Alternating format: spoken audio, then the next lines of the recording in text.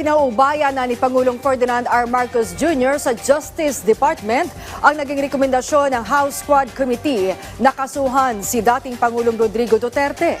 Samantala, pinag-aaralan na ng legal experts ang panawagang clemency para naman kay Mary Jane Veloso. Nagbabalik si Kenneth Pasyente.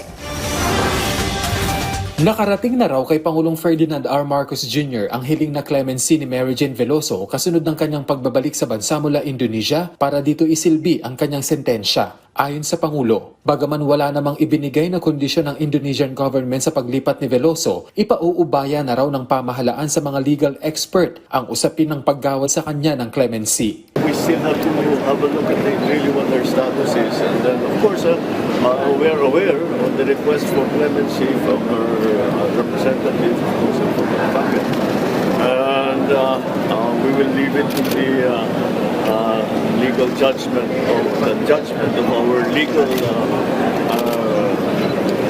experts to determine whether the provision of clemency is appropriate. Nanghingan naman ang Pangulo ng reaksyon hinggil sa rekomendasyon ng Quad Committee ng Kongreso na sampahan ng kaso si dating Pangulong Rodrigo Duterte at iba pa dahil sa kampanya kontra illegal na droga. Iginiit ng Pangulo na nasa jurisdiction na raw ito ng Justice Department. The recommendation ng Quadcom, gano'n naman talagang proseso, when they do an oversight hearing, meron silang findings, ipo-forward nila ngayon sa DOJ with their own recommendations as to how to handle the findings in the hearings. So we will go now to DOJ. Gayunman, sinabi ng Presidente na mahabang proseso pa ito, lalo't kailangan pa anyang mangalap ng mga ebidensya para sa case build-up. Tignan pa yan, marami kailangan pa i-assess na mabuti kung ano yung maaring maging kaso,